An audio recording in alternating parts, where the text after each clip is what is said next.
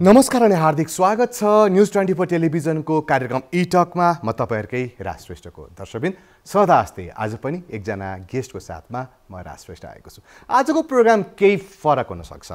पछिल्लो समयमा पल्सा प्रकरणमा युटर्न भएको छ, जसले बलात्कार गरेको आरोप लगाएकी थिइन्। ती नाबालक गायिकाले बयान फेरेकी छिन्, मलाई बलात्कार गरेको होइन, मेरो साथी मात्र हो भनेर बयान दिएपछि अहिले फरक रूपमा गइरहेको अवस्था छ र यो केसले नयाँ मोड लिइरहेको अवस्था छ र सबैमा एउटा कौतूहलता छ। अब के होला, पल्साको अवस्था के होला, त्यसपछि ती गायिकाको अवस्था के होला र यो केसले कसरी अगाडि बढ्ला भन्ने कौतूहलता बढिरहेको अवस्था छ। आफ्नै किसिमले व्याख्या गरिरहेको अवस्था छ।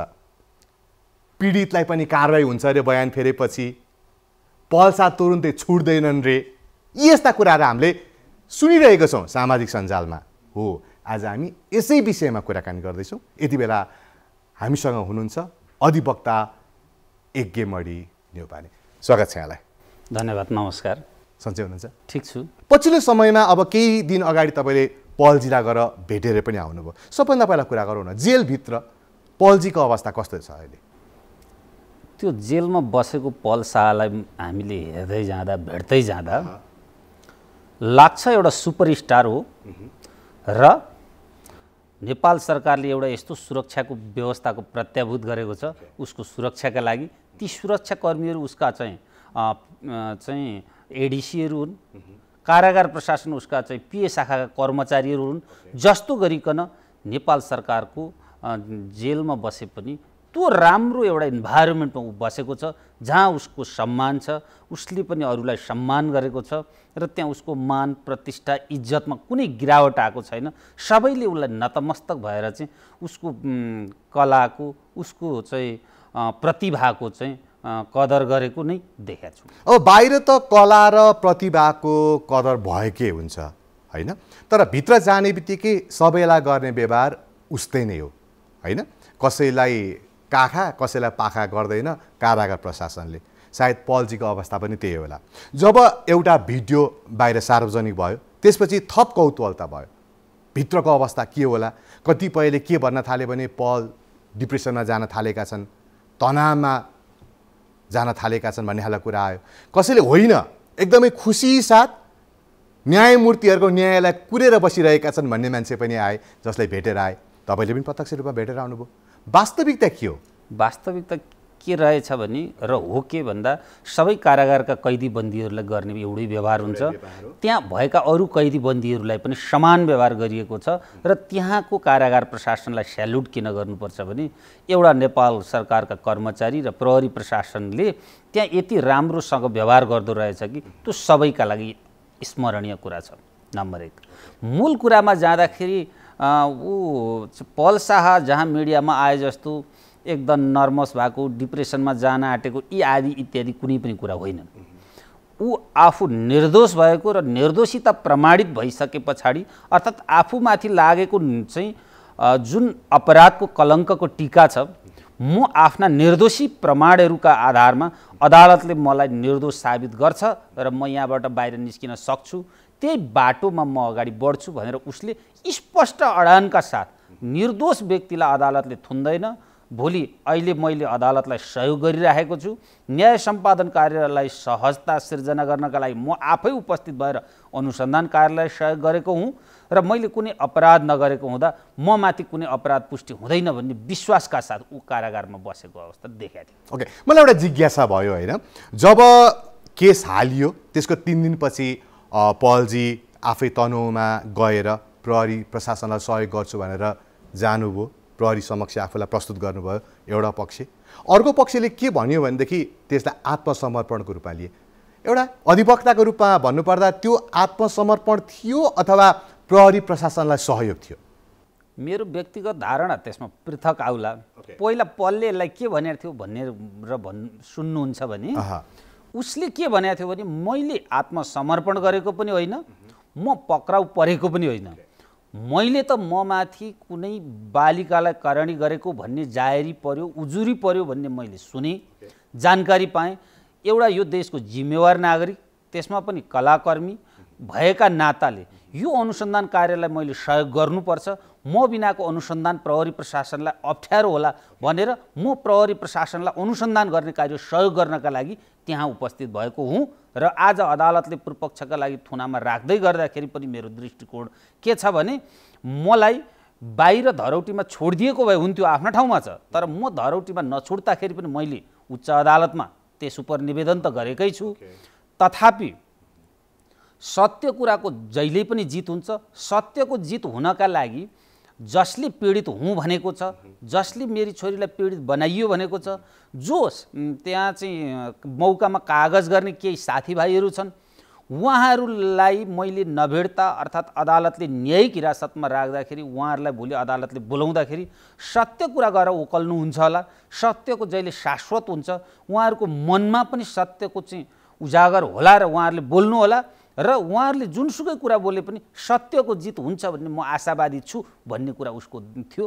त्यसैले यसलाई म कानुन व्यवसायीले यो आत्मसमर्पण भन्ने या चाहिँ पक्राउ भन्ने यी दुईटै कुरा भन्नुपर्ने अवस्था छैन। यी त भए पुराना कुरा र यी त थिए मेरा केही पुराना जिज्ञासाहरू। अब अहिले केसले नयाँ मोड लिएको अवस्था छ हैन? अदालतमा गएर सम्मानित न्यायाधीशको अगाडि अब जसलाई पीडित पक्ष भनिएको छ उहाँले बयान फेर्नु भएको कुराहरू आयो र हिजोको दिनभन्दा पहिलासम्म मलाई बलात्कार गरियो भनेर केस हालिएको थियो र अहिले बलात्कार गरिएको होइन, उहाँ मेरो साथी मात्र हो भन्ने खालका कुराहरू बयानमा बोलिएको छ भन्ने खालका कुराहरू मिडियामा आयो। अब के हुन्छ एकाउन्टजी? पहिलो कुरा हामीले के बुझ्नुपर्छ भने यहाँ बयान फेरिएको भन्ने परिभाषामा नजाउँ। अदालतमा आएर सत्य तथ्य बोलेकी छन्। अनि यो पनि हामी के भ्रम नपालौँ भन्दा यो हामीले निर्माण गरेको कानुनले मौकामा गरेका बयान अर्थात् प्रहरी प्रशासन समक्ष गरेका बयान, कागजहरू, उजुरीहरू सही नहुन सक्छन्, सत्य नहुन सक्छन्, कसैको उक्सावटमा पनि गरिएको हुनसक्छ, कसैले त्यसमा चाहिँ कुनै खेल खेलेको हुनसक्छ भन्ने आशयका साथ विधायिकाले के निर्माण गरे भन्दा मौकामा कागज गर्ने, मौकामा बयान गर्ने, मौकामा जाहेरी दिने व्यक्तिलाई अदालतको कठागरामा ल्याएर इजलासमा मान्य न्यायाधीशज्यूका रोवरमा राखेर ईश्वरका नाममा शपथ खुवाएर प्रश्न गरिन्छ। त्यहाँ कसैले पनि ट्विस्ट गर्न सक्दैन। त्यहाँ सोधिने प्रश्नहरूमा कुनै पनि पक्षको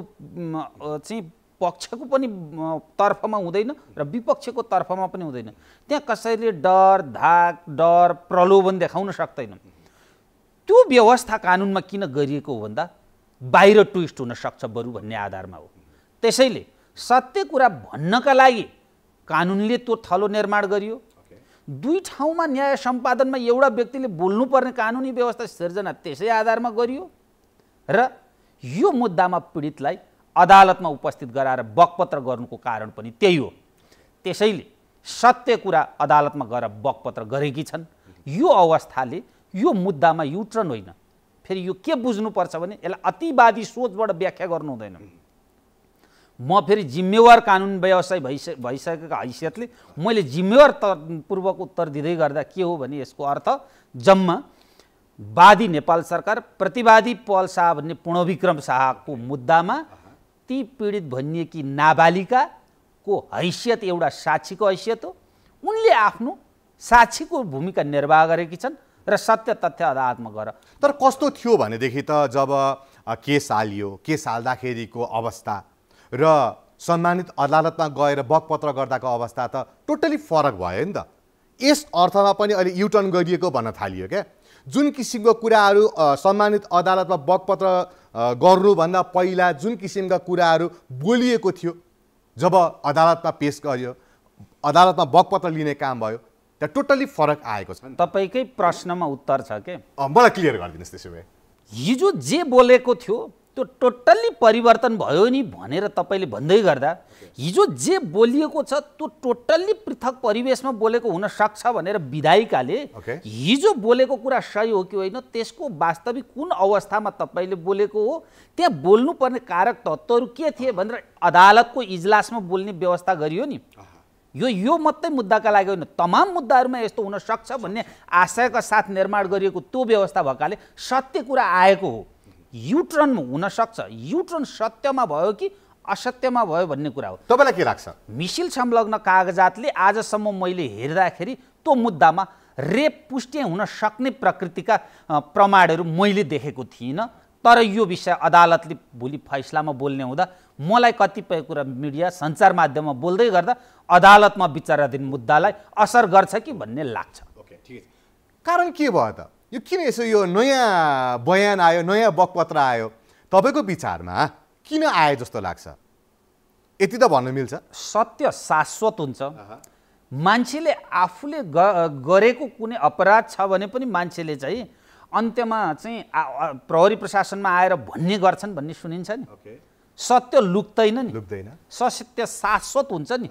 त्यसो भएकाले कसैको उक्सावट र प्रलोभनमा केही भएको रहेछ भने पनि आखिर यो चाहिँ असत्यको चाहिँ कायम राख्नु हुँदैन, सत्यको विजय हुन्छ भन्ने आधारमा मन मस्तिष्क र आत्माबाट ती नाबालिकालाई, तिनका परिवारका सदस्यलाई, जायरवालालाई लाग्यो होला, त्यही कुरो सत्य रूपमा अदालतमा आएर बोल्नु। हामी यसरी बुझौँ एकेमणिजी, हिजोभन्दा अगाडि बकपत्र दिनुभन्दा अगाडि ती नाबालक पीडितले असत्य बोलिरहेकी थिइन् र अदालतमा, सम्मानित अदालतमा आएपछि उनले सत्य बोल्ने, हामी यसरी बुझौँ?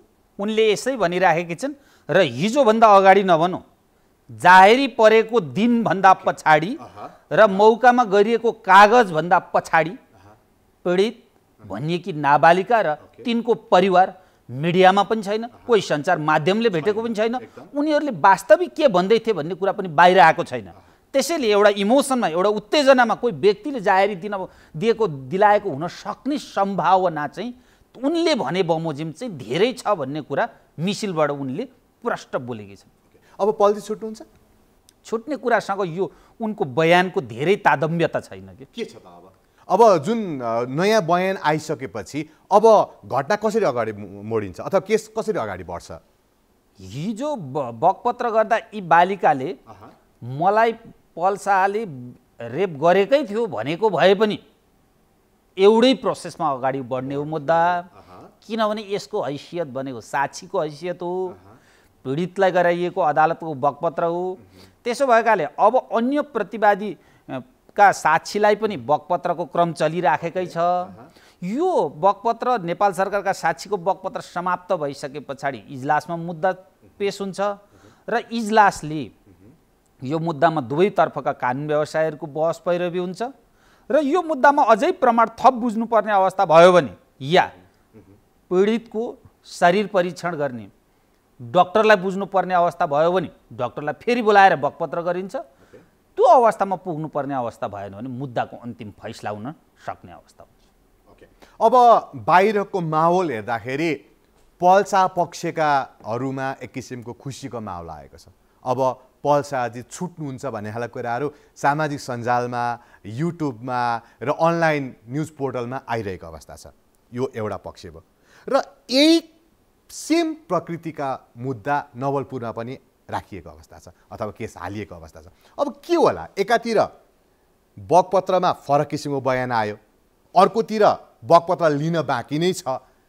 त्यो नयाँ जुन अर्कोपट्टिको मुद्दा, जुन मैले नवलपुरको कुरा गर्दैछु, पूर्वी नवलपरासीको कुरा गर्दैछु, त्यसलाई असर गर्ला कि नगर्ला अथवा के होला? त्यो पहिला हामीहरूले के बुझौँ भन्दा नवलपुर जिल्ला अदालतको मुद्दा र तनहुँ जिल्ला अदालतमा चलेको मुद्दाको सम्बन्ध छ। कानुनको यहाँ गम्भीर त्रुटि छ। ओके,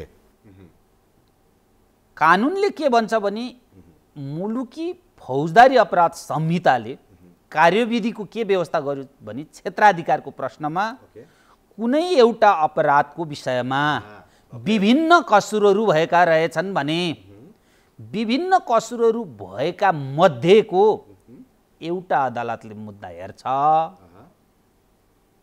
र कुन अदालतमा पहिले मुद्दा दर्ता हुन्छ त्यसको क्षेत्राधिकार ग्रहण गर्छ, अन्यत्र मुद्दा चल्दैन भन्ने हाम्रो कानुन हुँदाहुँदै दुईतर्फ मुद्दा चलाइयो। यो कानुनको गम्भीर त्रुटि हो। यो कुरा तनहुँमा पल शाहलाई भेट्न जाँदाखेरि उसलाई मैले भेट्दाखेरि मैले यो कुरा उसलाई बताएको पनि थिएँ। यसमा हुने मूलभूत कुरा भनेको एउटै विषयमा दुईटा अदालतमा मुद्दा दर्ता हुनु हुँदैन थियो, एउटै अपराधमा दुईटा कसुर हुने। तर भइसके पछाडि यसको के हुन्छ भन्दाखेरि दुईटाको चाहिँ भोलि कुन मुद्दा खारेज हुने या नहुने त भोलिको पाटो भयो। तथापि अहिले प्रक्रियागत रूपमा तनहुँको मुद्दामा जे प्रोसिडियर अगाडि बढाइएको छ, नवलपुरको मुद्दामा पनि त्यही प्रक्रिया हुन्छ। पीडितलाई बुझ्ने, जाहेरवालालाई बुझ्ने, मौकामा बुझेका व्यक्तिहरू छन्, त्यहाँ दुर्गेश लगायतका व्यक्तिहरूको नाम आइराखेको छ, तिनीहरूलाई पनि बुझ्ने काम हुन्छ। तर यहाँ मेरो एउटा कुरा चाहिँ के छ भने अदालतमा हुने बन्द इजलासका यी मुद्दाहरूको काम कारबाही एउटी पीडित अदालतमा प्रवेश गरेर आफ्नो बकपत्र गरेर बाहिर ननिस्कँदै सामाजिक सञ्जालमा र मिडियामा त्यो गरेको बयान सार्वजनिक हुन्छ नि, यो बन्द इजलासको खिल्ली छ है। यो गोप्य राखिने मुद्दाको खिल्लीमा छ। यसरी सूचनाको हक भनेको निरपेक्ष सूचनाको हक हामी कल्पना गर्दैनौँ।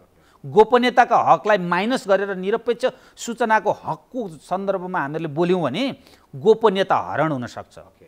एउटै महिलाको संवेदनशीलतालाई विचार गरेर यी कुरा बाहिर आउनु हुँदैन थियो, भलै आइसके। यी मिडियामा बहस हुनु हुँदैन थियो, भइसके। तर अब हुन सक्ने अर्को मुद्दामा पनि यही प्रक्रिया भएकाले त्यहाँ पनि पीडितलाई, पीडितका बाउ जाहेरवालालाई र मौकामा बुझेका व्यक्तिहरूलाई र पल शाहका तर्फका राखेका साक्षीहरूलाई बुझ्ने काम हुन्छ र त्यो बुझिसके पछाडि त्यो मुद्दा पनि पेशी चढ्छ र मुद्दाको अन्तिम किनारामा। जब यो कुरा मिस्टेक हो, यो चाहिँ कानुनमा त्रुटि हो भनेर तपाईँले भनिराख्नु भएको छ, तपाईँले नै यो कानुनमा त्रुटि भएको कारणले गर्दा उच्च अदालतमा हाम्रो दिपेन्द्रजीलाई केस हाल्न लगाएका भन्ने खालको कुरा पनि आइरहेको छ। अब एकातिर चलिरहेको केसमा अब उता पनि कन्टिन्यू अहिलेको जस्तै भएर अगाडि बढ्छ, तपाईँलाई त्यस्तो लाग्छ?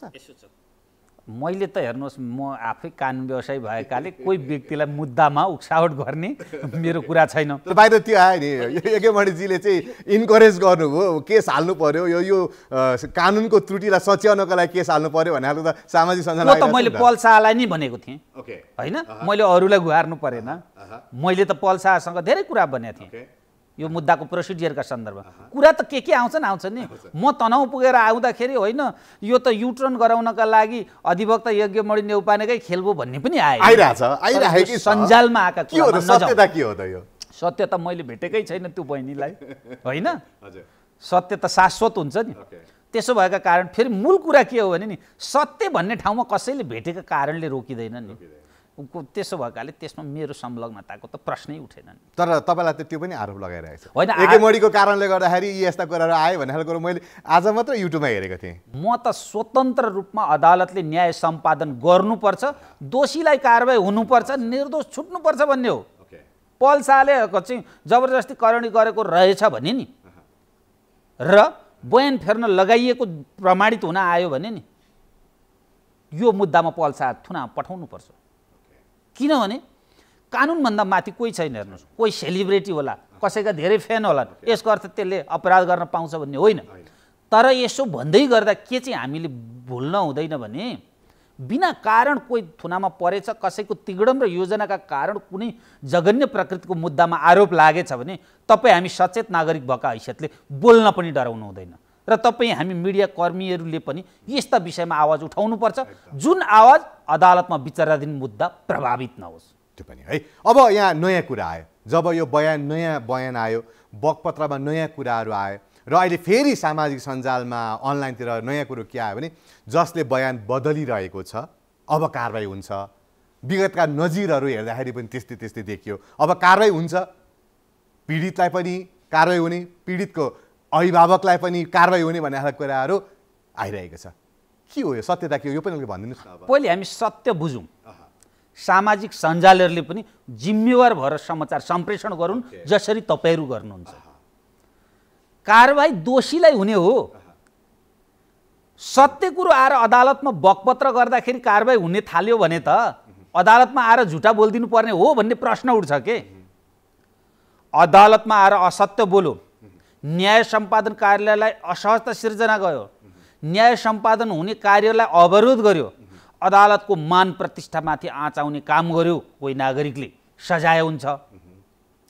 सत्य अदालतमा आएर बोल्यो, अदालतमाथिको निष्ठा कायम राखो, अदालतमाथि भरोसा गर्यो, अदालतबाट सम्पादन हुने कार्यको स्वस्थ रूपमा बौद्धिक टिप्पणी गर्यो भने ती कुरामा सजाय हुँदैन। अब यो भयो तपाईँको विचार, अब मिडिया यो भयो तपाईँको विचार। तर केही दिन अगाडि मात्र यही प्रकृतिको एउटा केस आयो जब पीडितले आफ्नो बयान फेरिन् र पीडितलाई लगभग 3 वर्षको जेल सजाय पनि भएको त लगभग 15-20 दिन अगाडिको कुरा मात्रै भएको छ नि त। ठ्याक्कै मिल्दोजुल्दो कुरा आयो नि यहाँ त। अहिले तपाईँले आफ्नो कुरा भनिराख्नु भएको छ, तर त्यो कुरालाई पनि यहाँ जोड्दाखेरि म आफ्नो कुरा भन्दै छैन, म जति कुरा भन्दैछु नि रेफरेन्स छन् यसका। अब मेरो रेफरेन्सको बारेमा तपाईँको रेफरेन्सको म भनिहाल्छु, तपाईँले मलाई एउटा उत्तर दिनुहोस्। घाउ भयो भने क्यान्सर हुन सक्छ हो? सक्छ। सबै घाउ क्यान्सर हुन्? होइन। सबै मुद्दामा एउटै तथ्य हुँदैन, हेर्नुहोस्।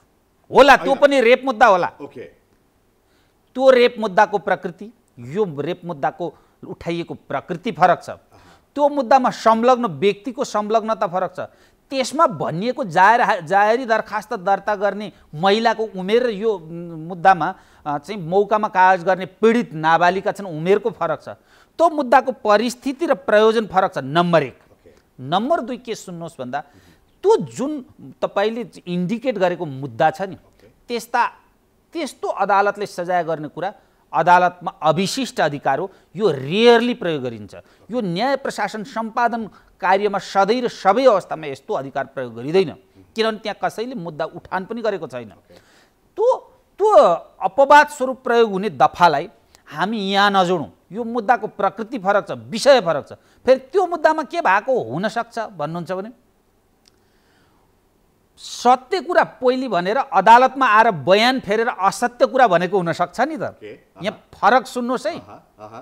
मौकामा सत्य भनेर अदालतमा आएर असत्य भन्यो भने अदालतले सजाय गर्न सक्छ, अनि मौकामा कसैको उक्सावटमा कुनै कुरा भनिएको छ र अदालतमा आएर न्यायमूर्तिका अगाडि सत्य बोलेको छ भने अनि सजाय गरिन्छ र? यसो गरियो भने भोलि आउँदा मुद्दाहरूमा के हुन्छ? हिजो असत्य बोलेको छ भने भोलि पनि असत्य बोल्नुपर्ने अवस्था आउँदैन? अदालतले यो कुरा बुझ्छ, हेर्नुहोस्। त्यसो भएका कुरा कारण त्यतातर्फ कुनै गुन्जायस छैन। अदालतले प्रयोग गर्ने त्यो अधिकार जुन हो नि, त्यो रेयरली प्रयोग हुन्छ, अपवादमा प्रयोग हुन्छ। अदालतले प्रयोग गर्ने अपवाद जुनसुकै मुद्दामा प्रयोग हुँदैन, त्यो यो मुद्दा पनि। सिधा भाषामा भनिदिनुहोस् न, जसले अहिले बयान चेन्ज गर्यो भन्ने कुरा आयो नि, होइन, उहाँहरूलाई कारवाही हुन्छ कि हुँदैन? मेरो जवाब सिधा भाषामा कारवाही गर्नुपर्ने अवस्थै छैन, किनभने सत्य बोल्दा कारवाही हुँदैन। मैले यही भने, यही हो सिधा भाषा।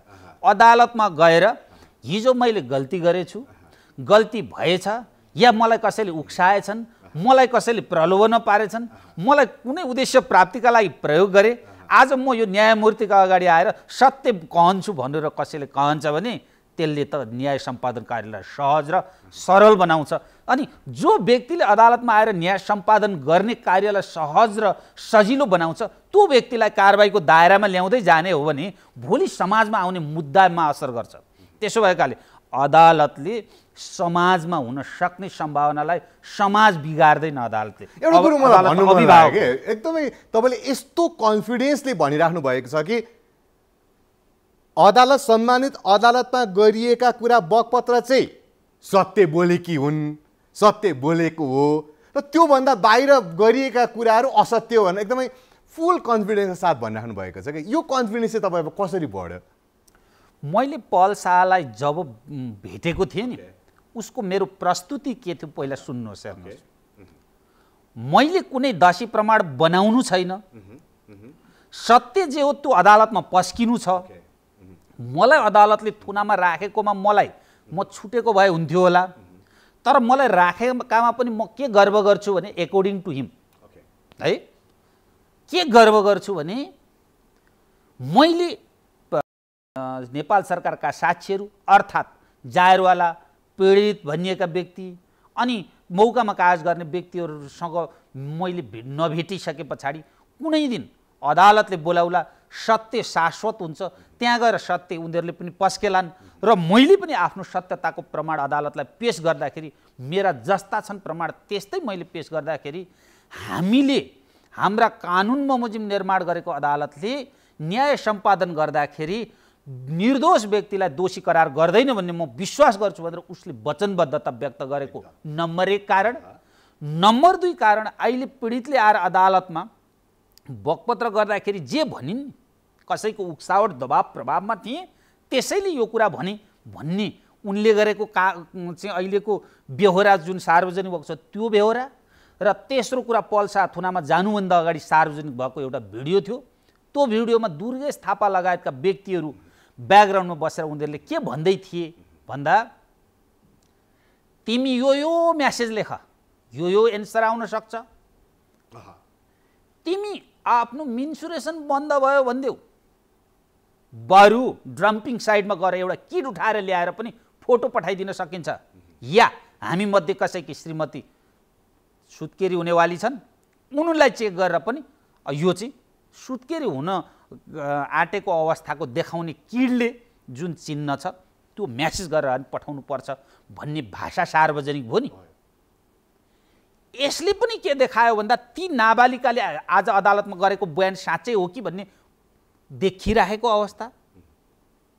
र जहिले घटना घटो भनिएको छ त्यो पिरियडदेखि यो पछिल्लो पिरियडसम्म मुद्दा दर्ता गर्न नजानु, जाहेरी हाल्न नजानु, त्यो सन्दर्भमा उठान नगरेको अवस्था।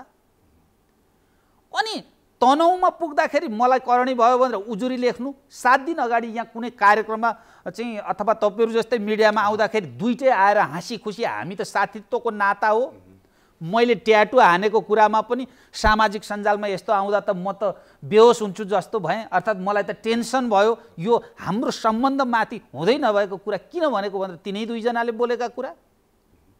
अनि त्यो मिसिलमा डाक्टरले परीक्षण गर्दाखेरि जम्मा भएको एउटा हाइमन रेप्चरदेखि बाहेक अरू कुनै पनि कुरा छैन भनेको, 50औं कारणले हाइमन रेप्चर हुन सक्छ भन्ने विधि विज्ञान प्रयोगशाला र विज्ञानले पुष्टि गरिरहेको अवस्था। अनि जुन घरमा करणी भयो भनिएको थियो नि, त्यो घरका व्यक्तिहरू, त्यो घरका अभिभावकहरू जिम्मेवार रूपमा चाहिँ कि त त्यो एउटा चाहिँ नाबालक भयो कि नाबालिका र पल बिच चाहिँ त्यहाँ चाहिँ सुत्न एउटै कोठामा पठाएको अवस्था त हुँदैन। त्यो परिवार यस्तो त्यस्तो भए त प्रतिवादी बनाएर मुद्दा उठाउनुहुन्थ्यो होला, त्यो पनि नगरिएको अवस्था। बरु त्यो घरका व्यक्तिहरूले छुट्टा छुट्टै रूममा उनीहरू बसेका हुन् भनेर छुट्टा छुट्टै कोठामा सुतेको भन्ने कुरा भनिदिएको अवस्था। अनि पलसँग अर्को व्यक्ति सँगै साथ सुतेको र रात बिताएको भनिराखेको अवस्था मिसिलमा रहिराखेको। अनि रेप भयो है भनिएको सन्दर्भको प्रमाण चाहिँ जम्मा एउटी नाबालिकाले प्रहरीमा गरेको बयान कागज र उनका बाउले दिएको एउटा जाहेरी ठिङ्ग रूपमा उभिएको अवस्थामा आजसम्म हामीले अवलम्बन गरेको कार्यविधिगत कानुन, सम्मानित सर्वोच्च अदालतका नजिर सिद्धान्त, अन्तर्राष्ट्रिय अभ्यास र बरु 10 जना दोषी छुटुन्, एउटा निर्दोष नपरोस् भन्ने कानुनको सिद्धान्त र शङ्काको सुविधा प्रतिवादीले पाउँछ भन्ने कार्यविधिको सन्दर्भमा अहिले वर्ल्ड वाइड व्याख्या जुन भएको छ नि, यसका आधारमा हेर्नुहोस् यो मुद्दालाई डायग्नोसिस गर्दाखेरि कतै यो मुद्दामा रेप भन्ने चाहिँ कुरा इस्टाब्लिस नहुने अवस्था त छैन भनेर भन्न सकिने अवस्था थियो। तथापि अदालतमा विचाराधीन छ, त्यसको फैसला लेख्ने निर्णय गर्ने आधार त्यो अदालतलाई भएकाले यहाँभन्दा धेर बोल्दाखेरि अदालतको मानहानि होला, अदालतमा न्याय सम्पादन कार्यलाई असर गर्ला भन्ने लाग्छ। मैले जति भन्न मिल्छ बढी नभन्नु पनि। अब बयानमा के भन्यो भने उक्साहटमा आएर मैले ती कुराहरू बोलेको हुँ, प्रहरीले जे लेखेर दियो मैले त्यही सारेको हुँ भनेर बकपत्रमा बोलिएको अवस्था आयो होइन त। अब उक्साहटको कुरा त आयो नि, विगत पनि उक्साहटका कुराहरू आए, अडियोहरू बाहिर आएपछि उक्साहटले गर्दा चाहिँ केस हालेको हो कि भन्ने खालको कुरा त्यो बेला पनि आएको थियो। अहिले बकपत्रमा आएपछि त्यही उक्साहटको कुराले मैले केस हालेँ भन्ने खालको कुरा आयो। अब त्यो उक्साहट गर्नेहरूलाई, उक्साहटमा ल्याउनेहरूलाई के होला, कारबाही हुन्छ कि हुँदैन, अथवा त्यो कुरालाई खोजी हुन्छ कि हुँदैन तपाईँको विचारमा? पहिलो कुरा हामी के बुझौँ भन्दा हाम्रो न्याय सम्पादन प्रक्रिया जे मागेर आइयो त्यतिमा सीमित हुन्छ। यहाँ के मागिया छैन भने ककसले उक्साए अनि उक्साउनेलाई सजाय गरी पाउँ भन्ने मुद्दा छैन। त्यसैले अतिरञ्जित गर्ने किसिमले सामाजिक सञ्जालमा यो त्यो यसलाई उसलाई अब यसरी सजाय हुन्छ, यसमा हुँदैन। उजुरी पर्नु पर्थ्यो अनि उक्सावट हो कि होइन पुष्टि हुन्थ्यो होला, त्यो दोस्रो पाटो छ। फेरि अहिले नै के हो भने यो मुद्दै फैसला भइसकेको छैन, अझै पनि यो मुद्दामा पलदोसी भएर थुनामा पो जान्छ कि फेरि त्यो पनि अदालतले गर्ने कुरा हो। त्यसैले अहिले यो विषयमा धेरै प्रवेश नगरौँ। जस्तो अब अहिलेको कुरा जुन युटर्न भएको कुरा त उक्साहटकै कुरा आयो नि, उक्साहट गर्नेकै कारणले गर्दा अदालतको समय बर्बाद भयो, प्रहरी प्रशासनको समय बर्बाद भयो, पल शाहको लाइफमाथिको एउटा क्वेसन मार्क, पल शाहजीलाई एउटा धब्बा लागेको छ आजको दिनसम्म, एउटा सङ्गीन अपराधको रूपमा चाहिँ धब्बा लागिरहेको अवस्था छ। यदि त्यो कुरालाई पनि उठाउने हो भने त के असम राम्रो हुन्थ्यो कि जस्तो चाहिँ लाग्छ। यदि उक्साहट गर्ने व्यक्तिलाई पनि ल्याएर कानुनको दायरामा ल्याएर केही सजाय दिन पाइयो भने ती अहिले मैले भनेका कुरालाई केही राहत मिल्थ्यो जस्तो लाग्छ लाग्दैन तपाईँलाई? होइन, दुईवटा कुरा हुन्छन्। एउटा के हुन्छ भने कसैले आफैमा आत्मआलोचना गर्यो भने त्यो आत्मआलोचना गर्नु नै मान्छे युटर्न हुनुहुन्छ के। हिजो कसैले उक्सावट गरिएछ, यो गर्नु हुने रहेनछ, यस्तो एउटा आइडियल पर्सन जो सिने जगतमा अहिले चाहिँ उदाउँदो यो तारा छ, यसलाई हामीले जे गऱ्यौँ त्यो गल्ती गऱ्यौँ भन्ने रियलाइज गरेर आफै बसेका छन् भने त्यस्तो व्यक्तिलाई चलाएर कुनै अर्थ हुँदैन। एक दोस्रो कुरा के हो भने समय बर्बादी केमा गर्ने भन्ने कुरा महत्त्वपूर्ण कुरा हो। कसैलाई सजाय गराउँदैमा यो देशका लागि त कुनै पृथक अवस्था हुँदैन। फेरि सजायको एउटा प्रिन्सिपल छ, हेर्नुहोस्, सबै कुरामा चाहिँ न्यायालय, प्रहरी, प्रशासन, अदालत प्रयोग गरिरहनु पर्दैन। यो एउटा सोसाइटी छ नि, यो सोसाइटी आफैमा एउटा प्रहरी हो, आफैमा प्रशासन हो, आफैमा न्यायालय हो। यसैले दण्डित गरिराखेका हुन्छ कतिपय विषयमा। त्यसैले समाजले गर्ने दण्ड राज्य व्यवस्थाको दण्ड प्रणालीभन्दा कहीँ कहीँ महान हुन्छ। अनि कोही यस्ता सर्जकहरू हुन्छन् कि समाजले दण्ड गरोस् त्यही हेर्छु, म चाहिँ कानुनको प्रयोग गर्दिनँ भन्न पनि त सक्छन्। त्यो भयो है। तर यहाँ अर्को कुरा पनि के देखियो भने जसको कारणले गर्दा उक्साहटमा ल्याएको हो कि भन्ने शङ्काको घेरामा परेको, तपाईँले अघि धेरैचोटि नाम पनि लिइसक्नु भयो होइन। उहाँको त अहिले पल शाहजी चाहिँ अब कारागारमा हुँदाखेरि पनि फ्रिक्वेन्टली कुरा भइरहेको, पल शाहजी चाहिँ कारागारमा हुँदाखेरि हतकडी लाएको देख्दा चित्त दुखेका कुराहरू त सामाजिक सञ्जालमा अन्तर्वार्तामा बोलिराख्नु भएको छ नि। एकजना राम्रै चलेको युट्युबर साथी म पल शाहसँग गफ गर्दै गर्दा त्यहाँ भेट्न आउनुभएको रहेछ पल शाहलाई। मेरो आफ्नो चाहिँ विशेषता के हो भने कसैको व्यक्तिगत जीवन र कसैले व्यक्तिगत लगाएका आरोपसँग मेरो कुनै प्रश्न पनि हुँदैन र उत्तर पनि हुँदैन।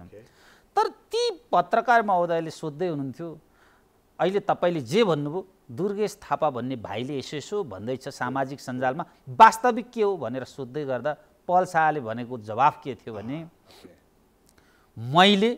म थुनामा आइसके पछाडि या थुनामा आउनुभन्दा अगाडि दुर्गेश थापा लगायतका यो मुद्दामा संलग्न भएका जायरवालाका बाउ अनि ती मौकामा कागज अनि कोही व्यक्तिलाई पनि भेटेको छैन, भेट्ने इच्छा पनि राखेको छैन। यदि मैले यिनीहरूलाई मैले, मेरो परिवारले, मेरा आफन्तले भेट्यो भने स्वतन्त्र रूपमा न्याय सम्पादन हुने कार्यमा अवरोध होला, अदालतमा चाहिँ विचाराधीन विषयमा भले प्रभाव पार्यो भन्ने प्रश्न उठ्ला। त्यसैले मैले भेट्ने इच्छा राखेको छैन। बरु मलाई भेट्नका लागि प्रस्ताव चाहिँ दुर्गेश थापाबाट केही साथीले ल्याएको थिए। सत्य कुरा बहिले आओस्, अदालतले न्याय सम्पादन गरोस्, म माथि लागेको कलङ्कको टीका मेटियोस्। त्यस पछाडि हिजो जे सम्बन्ध थियो साथीभाइ आफन्त परिवारको, त्यो सम्बन्धमा म बरु बाँच्न तयार नै छु, तर आज मैले भेट्नुपर्ने अवस्था छैन भनेर ती पत्रकार महोदयलाई भन्दै गरेको कुरा चाहिँ मैले सुन्या हो। सत्य के हो मलाई थाहा छैन। भनेपछि बाहिर आएका कुराहरू यी हल्लाहरू हामीले सुनेका, मलाई थाहा छैन यो कुरामा त्यो पल भाइले ती पत्रकारलाई भनेको कुरा सत्य हो कि ती दुर्गेश भन्ने चाहिँ भाइले ती पत्रकारलाई भनेको कुरा सत्य हो, आई डोन्ट। तपाईँ आफै बोलिराख्नु भएको छ तर सोर्स अरूलाई देखाउनुहुन्छ कि कारण के हो यो चाहिँ? होइन, मैले सुनेको कुरा हो नि त, मैले राखेको प्रश्न र मैले दिएका उत्तर। धेरैचोटि आजको यो हाम्रो कुराकानीमा पनि अरूलाई सोर्स बनाएर देखाइराख्नु भएको छ कि म त्यहाँ जाँदा यस्तो भयो, मैले त्यहाँ सुने भनिराख्नु भएको छ, तपाईँ आफै भनिराख्नु भएको छ। मैले जुन प्रश्न गरिनँ नि, अर्कैले प्रश्न गर्यो, अर्कैलाई उत्तर दिएको कुरो त्यहाँ म बस्नु भनेको त्यसैलाई गवाह हुन्छ क्या। चस्मदित गवाहको हैसियत जेमा मैले निर्धारण गरेँ त्यो कुरो त्यही भने। जे कुरो मैले सोधेँ र जे कुरो उसले उत्तर दियो मैले तपाईँलाई त्यही कुरा बताएँ कि सत्य बताउँदाखेरि जे हो त्यही अवस्था बताएँ। अब अहिलेको अवस्था दुईटा देखियो। एउटा बगपत्रमा बयान फेरिएपछि एउटा पक्षबाट के भन्यो भने अब यो केस कमजोर भएको अवस्था छ, पल शाहजी बाहिर आउने सम्भावना धेरै नै बढिरहेको छ, चाँडै नै छुट्नुहुन्छ भन्ने खालका कुराहरू आइरहेको छ हैन। र अर्को के छ भने सम्मानित अदालतको विगतको नजिरहरू हेर्दाखेरि के देखियो भनेदेखि पीडित भनिएकोले बयान फेर्दाखेरि पनि त्यो बयान फेरिएको बयानलाई अदालतले प्रायोरिटी नदिइरहेको अवस्था छ। अदालतले आफ्नै किसिमले चाहिँ न्याय प्रशासनलाई अथवा न्याय दिएर आफ्नै किसिमले फैसला गरेको अवस्था पनि देखिएको छ। केही नजिरहरू त्यस्ता पनि देखियो। अब के होला त? अब विगतको नजिरलाई नै हेरेर फैसला होला अथवा अहिले जुन किसिमको बगपत्रमा बयान फेरिएको छ त्यो कुरालाई आधार मानेर फैसला होला? पहिले म तपाईँलाई दुईटा नजिर बताउँ, दुई प्रकृतिका दुईटा हो। आज यही कुरा पनि किन कतिपय कन्फ्युज भएको कुरालाई एउटा मुद्दामा रेप मुद्दै थियो। ओके, नाबालिकालाई लाग्छ मलाई 13 वर्ष चान्चुन कि नाबालिकालाई करणी गरेको भन्ने मुद्दा थियो। त्यसमा चाहिँ करणीका सिम्टमहरू देखिन्थे, त्यहाँ सङ्घर्षका चिन्हहरू देखिन्थे, त्यहाँ करणी भएको चाहिँ पुष्टि गर्नका लागि त्यहाँ रोइ कराई गरेका आवाजहरू सुन्ने व्यक्तिहरूको उपस्थिति थियो। तिनको डक्टरी रिपोर्टमा पुरुष वीर्य लगायतका केही चिजहरू फेला परेका थिए।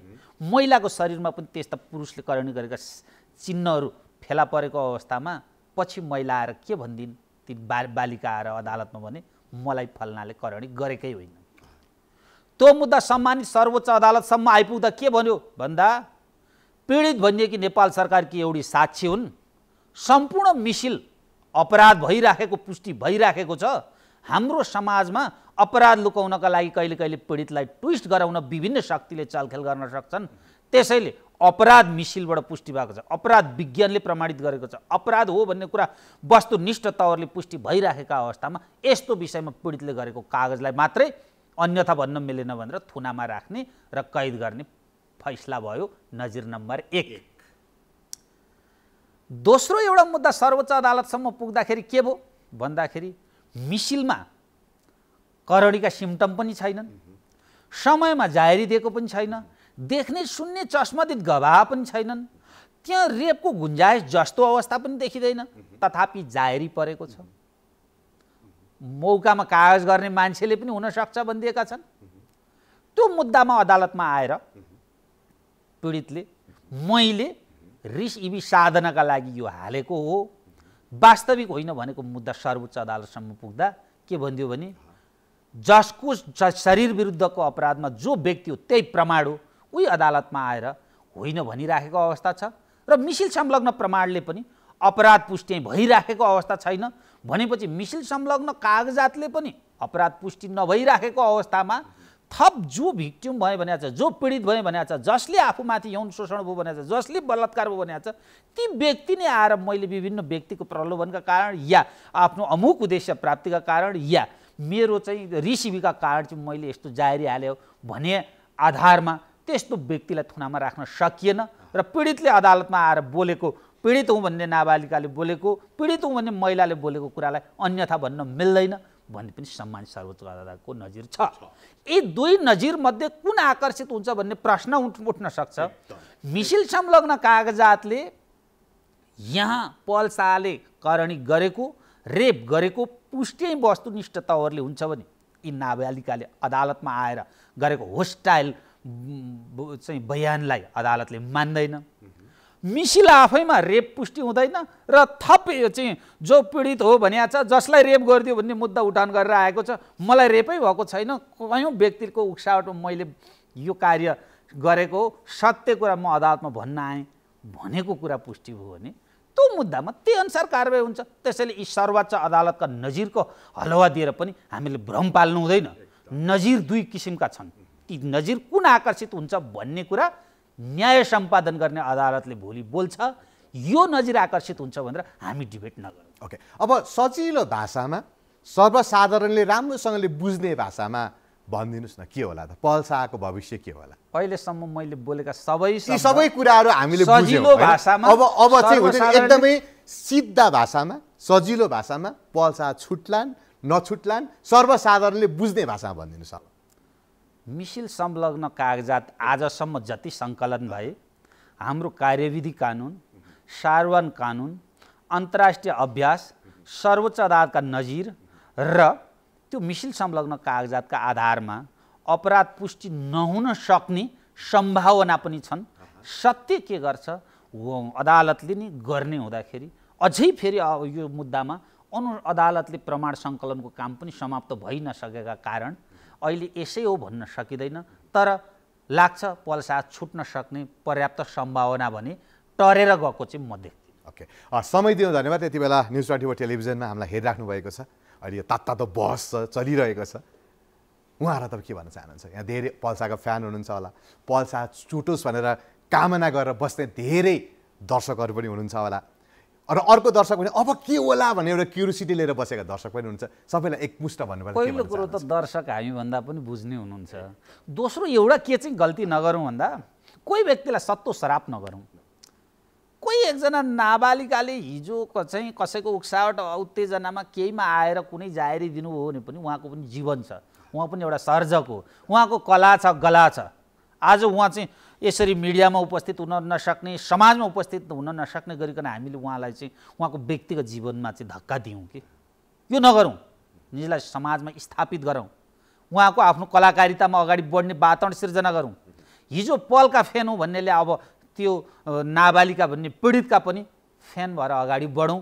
र यो देशमा अपराधमुक्त समाज सिर्जना गरौँ 18 वर्षभन्दा मुनिकालाई कानुनले करणी गर्न मन्जुरी लिएर पनि गर्न नपाइने कानुन छ हरेक टोल टोलमा हरेक चोक चोकमा हरेक समाजमा यो कानुनी शिक्षा उपलब्ध गरौँ आज हाम्रो राज्यले उपलब्ध नगराएका कारण कयौँ व्यक्तिहरू थुनामा छन् कयौँ युवाहरू थुनामा छन् यो विषयमा सचेत हौँ र सकिन्छ भने कानुनमा केही संशोधन गर्नु छ राज्यका जिम्मेवार निकायले सोचोस् 16 वर्षदेखि 18 वर्षको बिचमा सहमतिले करणी लिन दिनुभएको रहेछ भने रेपको परिभाषालाई पनि पुनः व्याख्या गरौँ र कम सजायको व्यवस्था गरौँ भन्ने म यही भन्न चाहन्छु हस् समय दिनु धन्यवाद हस् धन्यवाद नमस्कार दर्शकवृन्द आजको कार्यक्रममा हामीले पछिल्लो समयमा पहल शाह प्रकरणमा भएको जुन एउटा नयाँ खालको बयान आयो बकपत्र आयो त्यो विषयमा रहेर हामीले अधिवक्ता यज्ञमणि न्यौपानेसँग कुराकानी गऱ्यौँ फेरि पनि यसरी नै अन्य व्यक्तित्वहरूसँग कुराकानी गर्ने बाचा गर्दै आजको कार्यक्रमबाट म राजश्रेष्ठ बिदा चाहन्छु हस् त नमस्ते bye bye love you all news 24 television हेर्दै गर्नु